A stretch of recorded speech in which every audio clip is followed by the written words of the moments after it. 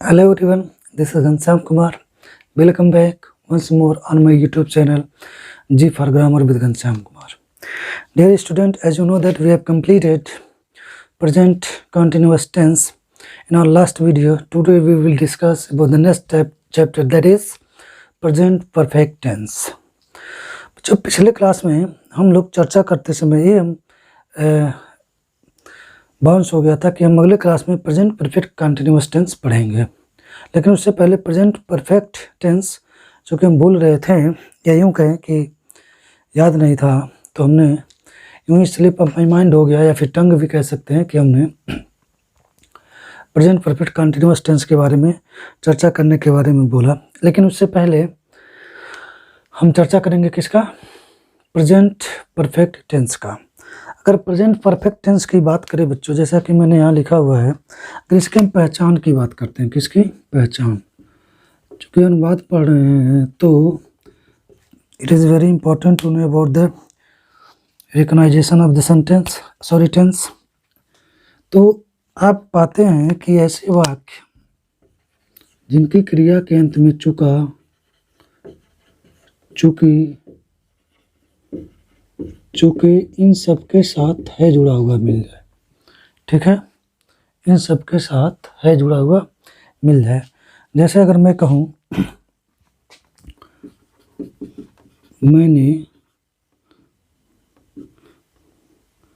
मैंने दूध पी लिया है, ठीक है, इसी चीज़ को मैं कह सकता हूँ मैं दूध पी चुका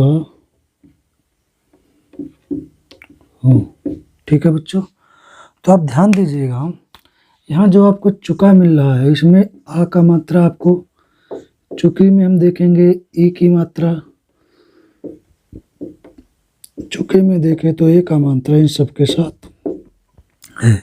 कहीं ना कहीं इसकी एक डेफिनेशन जो आप खुद तैयार कर सकते हैं वो हो सकता है कि ऐसे वाक्य जिनकी क्रिया के अंत में आ ई ए इन सब के साथ है इंक्लूड हो, जैसे वह आ चुके हैं या फिर वह आ गया है, ठीक, मैं जा चुका हूँ, ठीक है, मैं वहाँ से जा चुका हूँ, या फिर मैं वहाँ से वापस आ गया हूँ।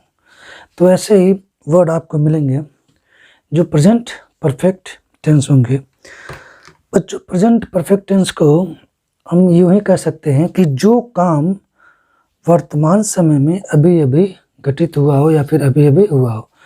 जैसे सपोज दैट मैं दूध पीने की बात करूं, अगर आपके सामने दूध का एक गिलास रख दिया जाए तो कुछ समय पहले आप देख रहे हैं कि वो दूध कहाँ है? गिलास में। दूध कहाँ है? गिलास में। आप उसको पी लिए, अब वो दूध कहाँ है? पेट में। तो कहीं ना कहीं क्या हुआ कि जो गिलास में था अब वो कहाँ है? पेट में। आप उसको पास्ट नहीं कहेंगे, क्यों? क्योंकि वो गिलास में है, अब कहाँ है? पेट में है। समझ में आया? पास्ट में या फिर कहें पास्ट इंडेफिनिट में, पास्ट और प्रेजेंट परफेक्ट में थोड़ा सा जो अंतर होता है इसके बारे में हम ज़्यादा चर्चा नहीं करेंगे। जो है बेसिकली हम उसके बारे में जानने की भी कोशिश करेंगे, फिर बाद में जो डाउट्स है वो हम सब क्लियर करते हुए चलेंगे। लेकिन उससे पहले जो हम लोग पढ़ने के लिए या फिर ये जो जानने के लिए क्लास में हैं उसको पहले चर्चा कर लें, फिर आगे की कहानी को बढ़ाते हैं। चलिए, अगर इसके अब अफर्मेटिव सेंटेंस के स्ट्रक्चर को बनाएं, एक मिनट प्लीज़। अगर अफर्मेटिव सेंटेंस के स्ट्रक्चर की बात करें तो जो अगर इस पर 2-4 उदाहरण अगर आप देखे ही है, फिर बाकी तो हम आगे उदाहरण लेते ही रहेंगे। चलिए,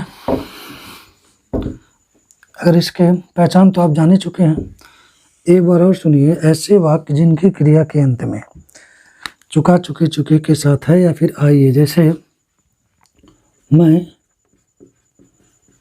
लिख चुका हूँ,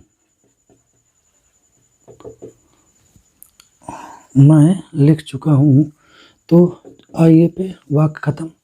लिखना उसमें चुका, चुका का कोई अपना मीनिंग्स तो हम देंगे नहीं। तो चलिए हम पहले इसके पहले जो सेंटेंस हैं जिसको हम पढ़ेंगे अफर्मेटिव,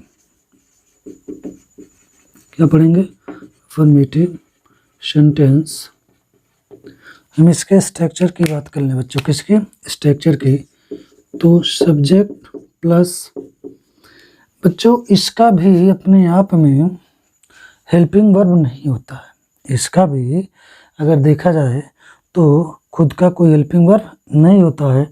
तो अभी तक हम लोगों ने दो टेंस जो कंप्लीट किया है, present indefinite and present continuous, तो कहीं ना कहीं हमने किसी से उस हेल्पिंग वर्ब को उधार लिया, यानी किसी वर्ड से हेल्पिंग वर्ब को उधार लिया, तो फिर यही सिलसिला यहाँ भी जारी रहे।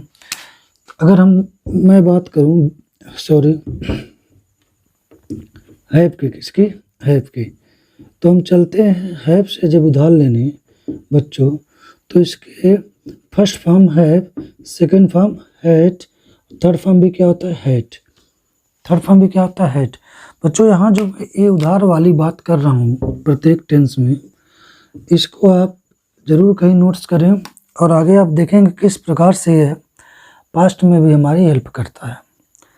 तो हम प्रेजेंट टेंस की बात करें तो प्रेजेंट टेंस में अगर देखा जाए तो first form of the verb लगता है, तो इसके first form of the verb की बात करें तो हैव, जो कि क्या है, हैव।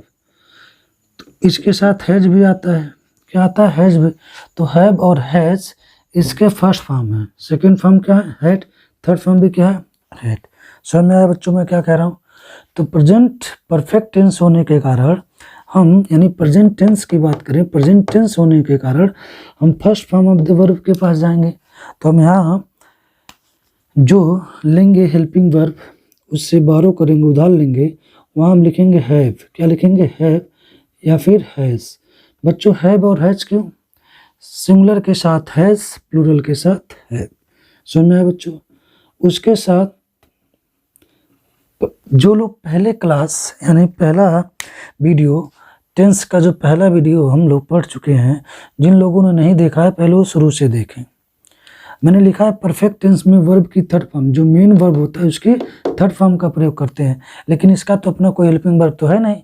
तो हेल्पिंग वर्ब के लिए हम हैव के पास पहुँचे, प्रेजेंट टेंस होने के कारण हम उसके फर्स्ट फॉर्म को एज ए हेल्पिंग वर्ब यहाँ लाते हैं। समझ में आ गया बच्चों। उसके बाद हम लिखेंगे object and then ETC full stop. ठीक बच्चों, चलिए ये हमारा स्ट्रक्चर बनके तैयार हो गया, स्ट्रक्चर बनके तैयार हो गया, जो कि है ठीक आपके सामने। समझ में आया बच्चों। अब देखिए, अगर इसके उदाहरण की बात करें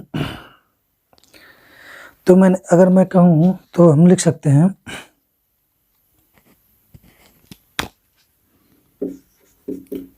मैंने कुछ पैसा साहूकार से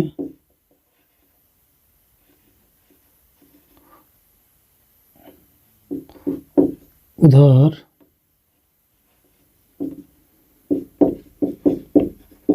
लिया है। मैंने कुछ पैसा साहूकार से उधार लिया है। चलिए, मैंने कहा था कि अगर आप लोगों को टेंस सीखना है या फिर how to translate into English, तो कैसे, तो सर्वप्रथम आपको शब्दकोश के बारे में जानना चाहिए। साहूकार को आप सभी लोग जानते हैं मनी लेंडर बोला जाता है, इतना तो सबको पता होगा बच्चों। चलिए हम शुरू करते हैं। तो सर्वप्रथम हम लिखेंगे आई, पैसा कौन ले रहा है, पता चल रहा है मैं, पैसा कौन ले रहा है, तो मैं ले रहा हूँ। सब्जेक्ट क्या है, आई, यानी हम सर्वप्रथम सब्जेक्ट लिखेंगे तो जाएगा आई, क्या होगा बच्चों, आई। आई के साथ हेल्पिंग वर्ब है या हैज, तो आप जानते हैं इसके साथ हैव लगेगा। आई है बारो, बारो माने उधार लेना, इसका थर्ड फॉर्म बारोट, क्या हो जाएगा, बारोट। कुछ पैसा, सम मनी, किससे लिए हैं, फ्रॉम, मैंने कहा कि मनी लेंडर, माने क्या होता है, साहूकार। तो आप देखेंगे बच्चों ए आपका हो गया सब्जेक्ट, ए आपका हो गया हेल्पिंग वर्ब, ए आपका हो गया वर्ब की थर्ड फॉर्म। क्या लिया हुआ है, पता चला मनी। ये हमारा ऑब्जेक्ट, अगर देखा जाए तो दूसरा ऑब्जेक्ट, इसको हम इनडायरेक्ट ऑब्जेक्ट भी बोलते हैं। जो लोग नहीं समझ पा रहे हैं इनडायरेक्ट ऑब्जेक्ट या डायरेक्ट ऑब्जेक्ट क्या होता है, वो बेसिक इंग्लिश ग्रामर के जितने भी पार्ट मैंने अपलोड किए हुए हैं उसको देखें। ठीक बच्चों, चलिए आशा करता हूँ आप समझे होंगे। चलिए एक दूसरा उदाहरण लेते हैं। I hope are you getting my point dear student. The next example is, तुमने एक, मैं कहूँ अगर बहुत से बच्चे आजकल या लोग ऐसा बहुधा करते हुए आ रहे हैं, बहुत ही गलत काम है या बहुत ही खराब आदत है जो हमारे संस्कार में नहीं है फिर भी लोग करते हैं। जैसे अगर मैं कहूँ कि तुमने एक बुजुर्ग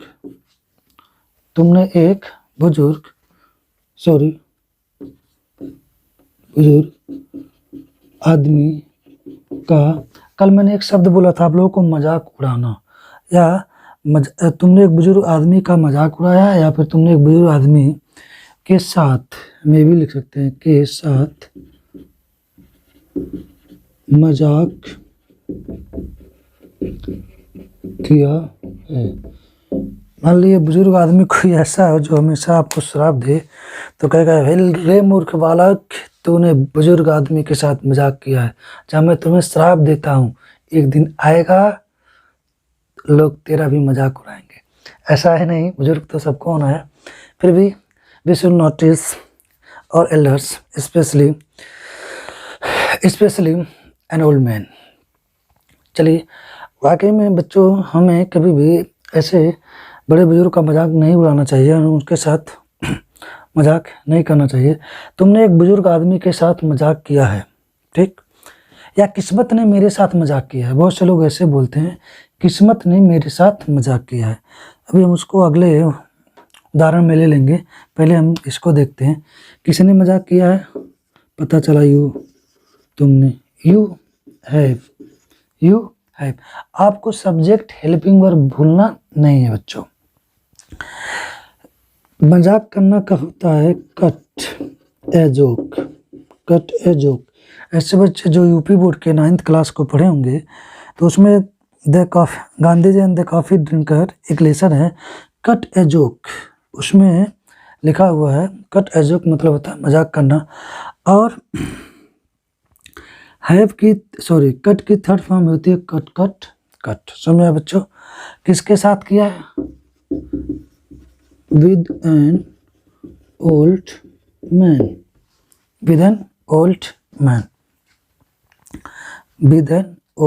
मैन।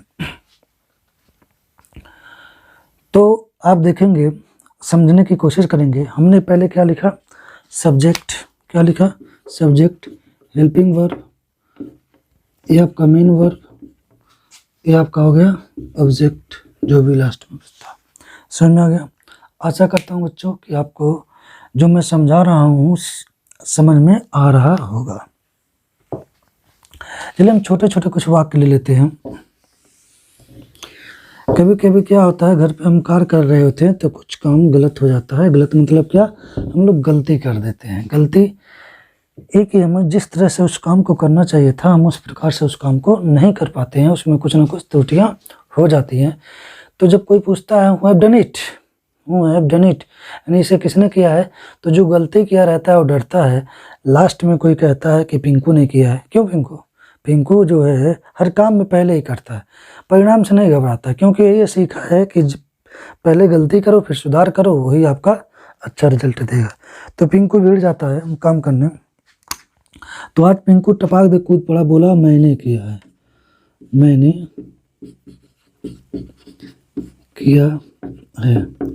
पिंकू को एक गाना भी आता था, हाँ मैंने भी डट किया है।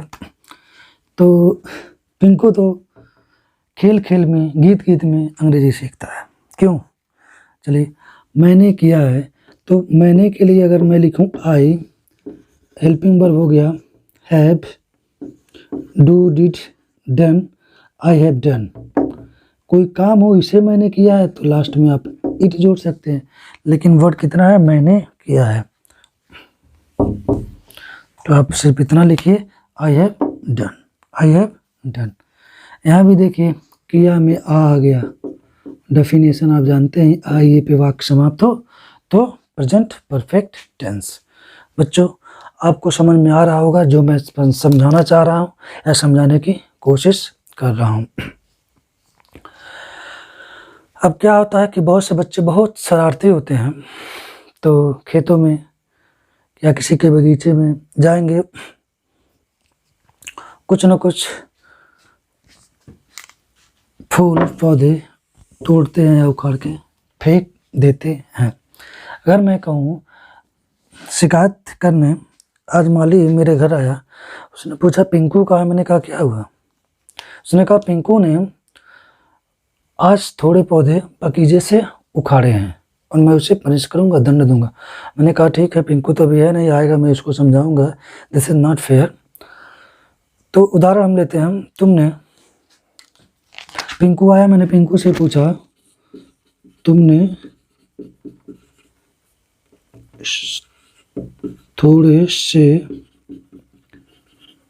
पौधे बगीचे से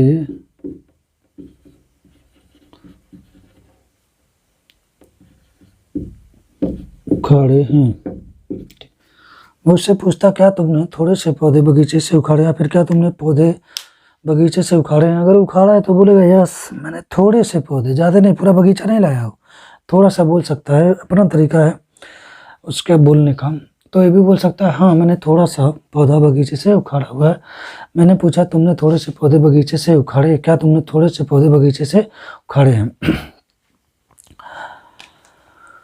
तो ये हो सकता है तुमने, तो हो जाएगा you, you have, you have uproot. Uproot माने होता है बच्चों, रूट माने होता है जड़, अपरूट मतलब होता है उखाड़ना, हो जाएगा अपरूटेड। क्या हो जाएगा, uprooted. A few plants from garden. अगर यहाँ होता तुमने थोड़े से पौधे मेरे बगीचे से, अगर हमने शब्द जोड़ दिया मेरे, क्या जोड़ दिया, मेरे बगीचे से उखाड़े हैं, तो फ्रॉम यहाँ हम लिख सकते हैं माई गार्डन, माई गार्डन। समझ में आया बच्चों। चलिए कहानी को अब आगे बढ़ाते हैं। ऐसे बहुत से वर्ड हैं, आई होप दैट आप सीखेंगे और खुद बनाएंगे। जो चीज़ आपको ना समझ में आए आप कमेंट बॉक्स में लिख करके पोस्ट कर सकते हैं, और मैं जब भी देखूंगा तो आशा करूंगा कि उसको अगले क्लास में समझाने की कोशिश करूं या फिर आपको पूरी तरह से समझाऊं। आज पिंकी टिंकू से बातें नहीं कर रही है, क्यों, मैंने कारण जानना चाहा तो पता चला पढ़ाई के दौरान उसने उसे बहुत ही परेशान किया, नहीं सताया। तो उसने बोला आज मैं उससे बात नहीं करूंगी क्योंकि उसने मुझे सताया है, उसने मुझे सताया है। शायद आप लोग भी बोलते हैं कि तुमने मुझे बहुत सताया है, जा मैं तुझसे बात नहीं करता ना, बात नहीं करती, जो भी हो। चलो बच्चों, उसने मुझे सताया है। आप देखेंगे अभी तक तो हम यू आई कर रहे थे, अब उसने मतलब ही, अगर हम फीमेल की बात करें तो सी। अब इनके सबके साथ हैव का प्रयोग न करके हम किसका करेंगे, हैज का, तो जाएगा सी हैज। क्या हो जाएगा, सी हैज या फिर you, sorry he has. Tortured, क्या हो जाएगा, टॉर्चर्ड, किसको सताया, मुझे, मी। सी हैज या ही हैज टॉर्चर्ड मी, उसने मुझे सताया है। या फिर अगर हमने लिख दिया तुमने, एक शब्द बोला मैंने तुमने, तो रट्टा भी आप मान लीजिए यहाँ हो जाएगा यू। जैसे यू होगा बच्चों, यू के साथ यहाँ हम लिखेंगे हैव, क्या लिखेंगे, हैव, तो जाएगा यू हैव टॉर्चर्ड मी। समझ में आया। लेकिन हमने लिखा है जो वर्ड, आप उसको समझने की कोशिश करें। चलिए अब आगे हम पढ़ते हैं इसके नेक्स्ट लेवल को, इसी के निगेटिव सेंटेंस को, किसको, निगेटिव सेंटेंस को। निगेटिव सेंटेंस क्या है, कैसे बनेगा, शायद आपके माइंड में स्ट्रक्चर बन चुका होगा कि निगेटिव सेंटेंस की अगर हम बात करें तो निगेटिव सेंटेंस कैसे बनेंगे, या फिर जो नॉट वर्ड होगा वो कहाँ होगा। कुछ याद आ रहा है बच्चों, कुछ, बहुत सुंदर, शाबाश। यस, जो वर्ब है उसके ठीक पहले, जो वर्ब है ठीक उसके पहले हम किसका प्रयोग करेंगे, नॉट वर्ड का। कब, जब इस वाक्य में कोई नहीं जैसे वर्ड या निगेटिव वर्ड आए तो। अभी इसका एक उदाहरण ले लें। जब से 370 हट गया है हमारे भारतवर्ष में, 370 का नाम लेते ही आपको तो उस राज्य का नाम याद ही हो जाता होगा जिस राज्य के बारे में मैं बात करना चाहता हूँ। एक उदाहरण लेते हैं, पूरा कश्मीर आतंकवाद से ध्वस्त हो गया है। बोल सकते हैं पूरा कश्मीर आतंकवाद से ध्वस्त हो चुका है। अगर ये बनाएं तो क्या होगा, क्या होगा बच्चों। पहले मैं लिख दे रहा हूँ, आशा करता हूँ आप लोग पहले बनाने की कोशिश करेंगे। पूरा कश्मीर आतंकवाद से ध्वस्त हो गया है। हम सीख रहे हैं, वर्तमान समय की ये स्थिति नहीं है बच्चों, ये हम सीख रहे हैं। सीखने का मतलब क्या है कि हम प्रत्येक, चाहे वो पॉजिटिव हो चाहे नेगेटिव हो, प्रत्येक वर्ड को या सेंटेंस को how to translate into English we should know. अगर इसको बनाना हो तो आप क्या बनाएंगे, चलिए पिंकू बताएगा। पिंकू को यही नहीं, क्यों नहीं है। देखिए पूरा कश्मीर, तो पहले लिखेंगे द होल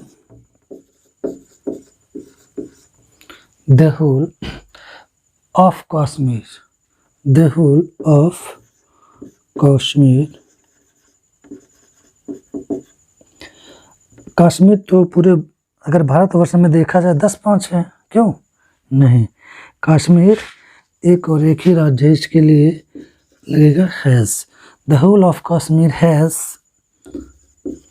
बर्न माने होता है बच्चों जलना या ध्वस्त होना, टी जोड़ देंगे बंट, क्या हो जाएगा बंट। समझ में आया।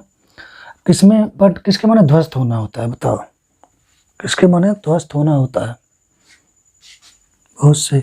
लेकिन जब बर्न माने होता है जलना, तो ये किस में बदलता है, राख में, टू एसेस, किससे, ऑफ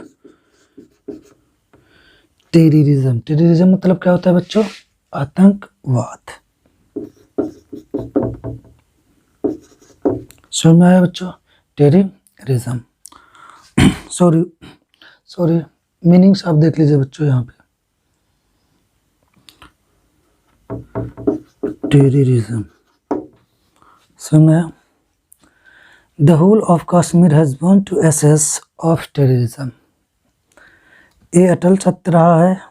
आज के कुछ महीनों सालों पहले की बात करें तो, लेकिन अब धीरे धीरे सुधार हो गया है और कश्मीर जिसको भारत का स्वर्ग कहा जाता है, उसकी घाटियाँ फिर से बहुत ही खूबसूरत हो रही हैं। बहुत से ऐसे वर्ड आप बना सकते हैं।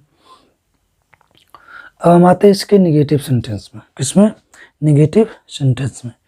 आशा करता हूँ आप समझ गए होंगे बच्चों। बच्चों सीखने का कोई शॉर्टकट नहीं होता है, सीखने का कोई शॉर्टकट नहीं होता है। सीखने के लिए आपको तो पूरा समय देना पड़ेगा।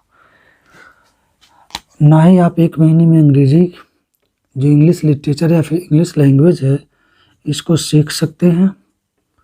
हाँ, लेकिन अगर मेहनत लगन रहे तो बहुत कुछ सीखा जा सकता है। तो नेगेटिव सेंटेंस की अगर मैं बात करूं कि नेगेटिव सेंटेंस होते क्या हैं, तो चाहे वो अफर्मेटिव हो चाहे नेगेटिव, सबकी डेफिनेशन, यूँ कहें डेफिनेशन एक ही होती है बच्चों।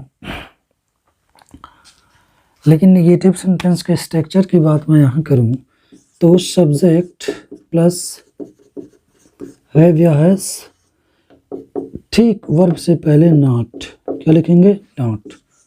बाकी तो स्ट्रक्चर आप देखेंगे कि प्रेजेंट परफेक्ट टेंस का जो फॉर्मेटिव सेंटेंस हम अभी पढ़े हैं उसी का है।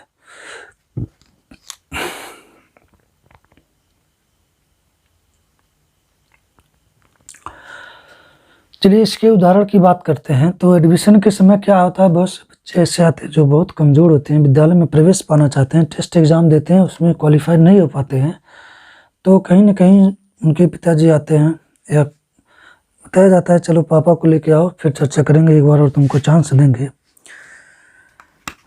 तो ये भी हो सकता है प्राचार्य, प्राचार्य यानी प्रधानाचार्य।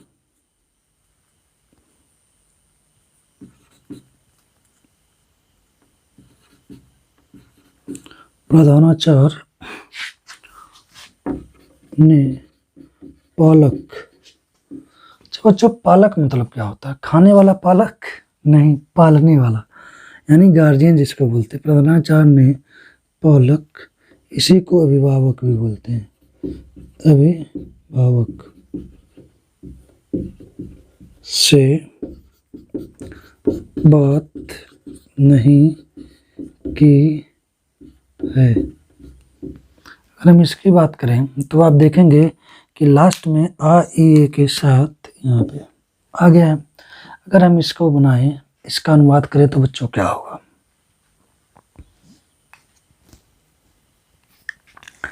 तो होगा प्रधानाचार्य के लिए शायद आप लोग जानते हैं द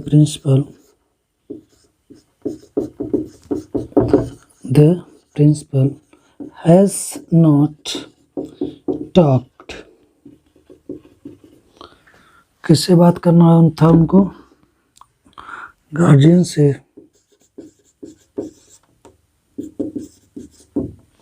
गार्जियन समझ में आए बच्चों। The principal has not talked to guardian, अगर नॉट हम निकाल दें तो प्रधानाचार्य ने पालक से या फिर अभिभावक से बात की है, इसको प्रवेश दी जाए, ऐसा भी हम बोल सकते हैं। लेकिन नहीं शब्द आ गया तो नॉट। समझ में आ गया बच्चों। चलिए हम इससे आगे बढ़ते हैं।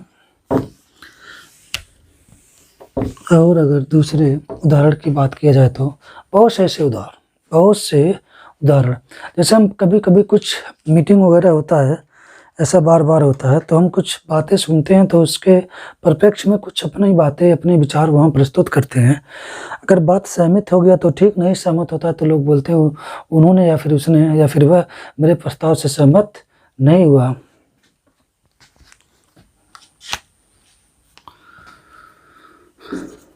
वह मेरे प्रस्ताव से सहमत नहीं हुआ है।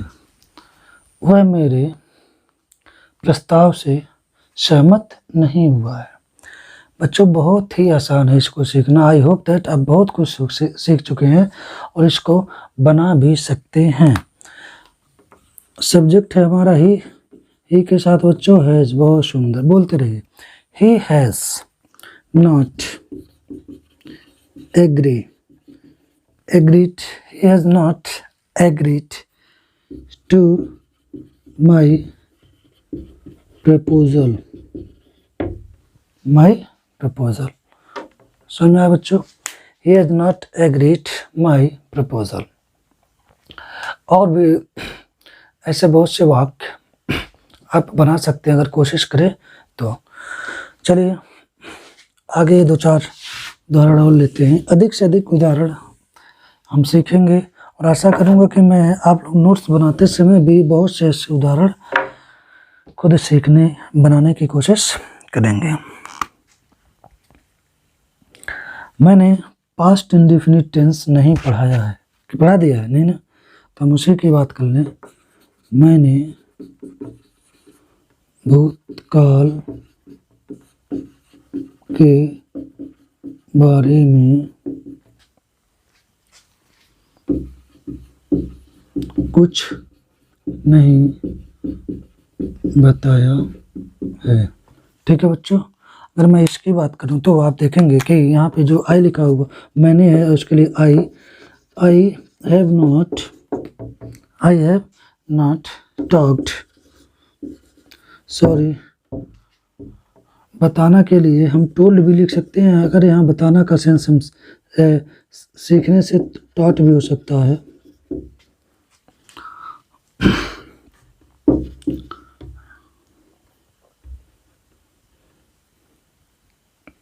I have not talked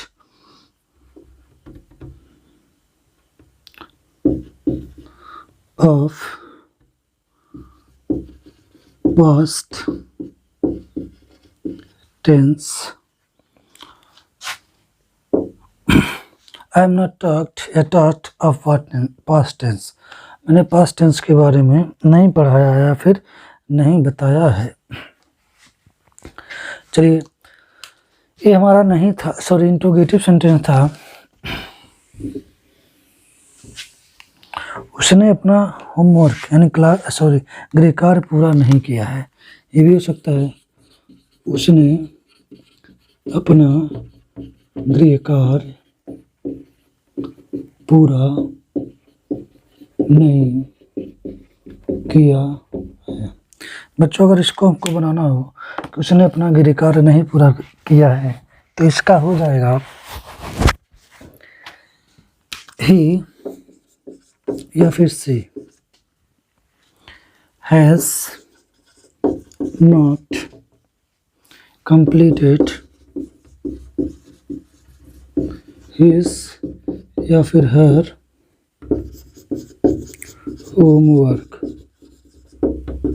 ठीक है बच्चों, चलिए, बहुत से ऐसे वर्ड हैं, आप चाहें तो खुद कर सकते हैं। आशा करता हूँ आप लोग सीखे होंगे और समझे होंगे। बच्चों, आज के क्लास में सिर्फ हम इतना ही जानेंगे। प्रेजेंट परफेक्ट टेंस के अफर्मेटिव और नेगेटिव को आज हमने कवर किया जाना। आशा करता हूँ आप इसको पढ़ेंगे, नोट्स बनाएंगे और जानने की कोशिश करेंगे। जो चीज़ें आपको नहीं समझ में आ रहा, आप कमेंट बॉक्स में करिए, पूछिए, मैं अगली क्लास में कोशिश करूँगा उसे समझाने की। लेकिन जो हम साथ में महफिल सजाए हुए हैं, हिंदी से अंग्रेजी सीखने सिखाने का जो सिलसिला शुरू किया गया है, ये तभी पूरा होगा जब आपका मेरा साथ होगा। जो तेरा साथ हो तो क्या बात हो, क्यों? चलिए, आशा करता हूँ कि आप लोग सीखेंगे। मस्त रहिए, खुश रहिए। हाँ, देखते रहिए G for grammar with Ghanshyam Kumar. मिलते हैं अपने अगली क्लास में, तब तक के लिए bye bye, best of luck, have a nice day, thank you.